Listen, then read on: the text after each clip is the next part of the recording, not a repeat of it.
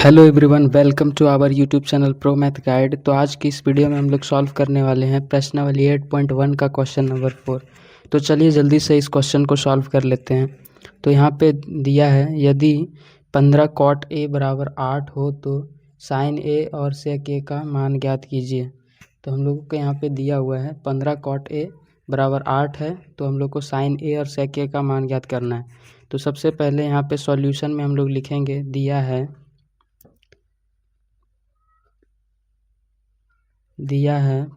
15 cot a is equal to 8।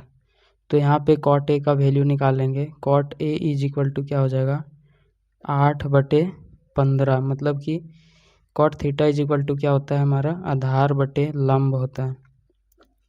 आधार बटे लंब मतलब कि आधार 8 है और लंब 15 है। तो यहाँ पे हम लोग को यहाँ पे समकोण त्रिभुज का ज़रूरत पड़ेगा, इसलिए हम लोग यहाँ पे समकोण त्रिभुज ले लेते हैं। तो यहाँ पे मैंने समकोण त्रिभुज बना के रखा था। यहाँ पे इसका नाम ले लिए ABC। आप कुछ भी इसका नाम ले सकते हैं, क्योंकि हम ABC इसलिए लिए क्योंकि यहाँ पे साइन एंगल A निकालना है, यहाँ भी एंगल A निकालना है, इसलिए हम लोग ABC लिए हैं। नहीं तो और कुछ भी आप ले सकते हैं।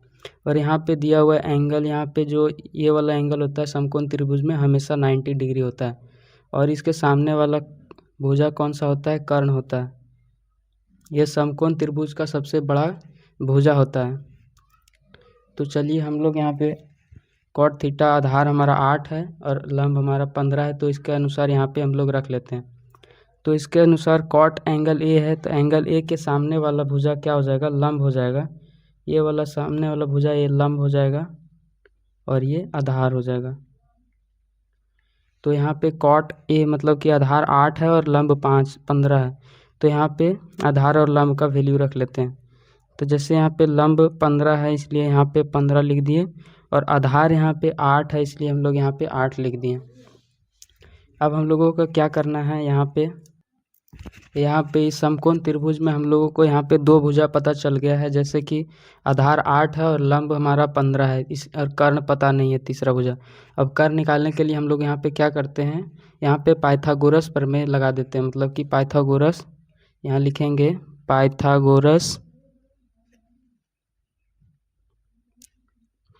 प्रमेय से हम लोग को यहाँ पे पाइथागोरस प्रमेय से हमारा एक फार्मूला होता है, कर्ण स्क्वायर बराबर क्या होता है, लंब का होल स्क्वायर प्लस आधार का होल स्क्वायर। यहाँ पे स्क्वायर हटाएंगे, इक्वल टू के उधर जाएगा तो क्या हो जाएगा, कर्ण is equal to under root लग जाएगा।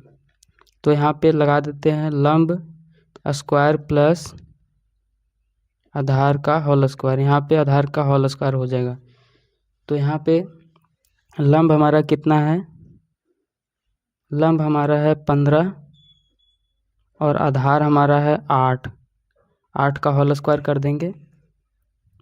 यहाँ पे कर्ण बराबर क्या हो जाएगा, 15 का होल स्क्वायर करेंगे तो यहाँ पे कितना आएगा, 225 आ जाएगा। प्लस 8 का होल स्क्वायर करेंगे तो यहाँ पे कितना आ जाएगा, 64 आ जाएगा। तो कर्ण बराबर क्या हो जाएगा हमारा, अंडर रूट, यहाँ पे 225 और 64 यदि ऐड कर देंगे तो कितना आ जाएगा हमारा, 5 और 4 यहाँ पे 9 आ जाएगा, 6 और 2 8 हो जाएगा। यहाँ पे 289, यहाँ पे कर्ण बराबर आ गया हमारा 289। यदि इसका 289 का अंडर रूट अगर निकालते हैं तो हम लोग क्या आ जाता है, यहाँ पे 17 आ जाता है। तो हमारा कर्ण बराबर क्या आ जाएगा, 17 आ गया। मतलब कि हमारा कर्ण कितना निकल गया, यहाँ पे 17 निकल गया, 17 निकल गया। अब हम लोग को क्वेश्चन में बोला था कि साइन ए और सेक ए का वैल्यू निकालना है। तो यहाँ पे साइन ए का वैल्यू निकाल लेते हैं। साइन ए बराबर क्या होता है हमारा, लंब बटे कर्ण होता है। तो हमारे यहाँ पे लंब कितना है, साइन ए के एंगल के हिसाब से ये सामने वाला लंब हो जाएगा, ये आधार ये कर्ण है। तो लंब हमारा कितना है 15 और कर्ण है 17। तो यहाँ पे लिख देते हैं लंब बराबर यहाँ पे 15 है, कर्ण कितना है 17 है। तो ये साइन ए का वैल्यू निकल गया हमारा। अब हम लोग निकालेंगे सेक ए का वैल्यू।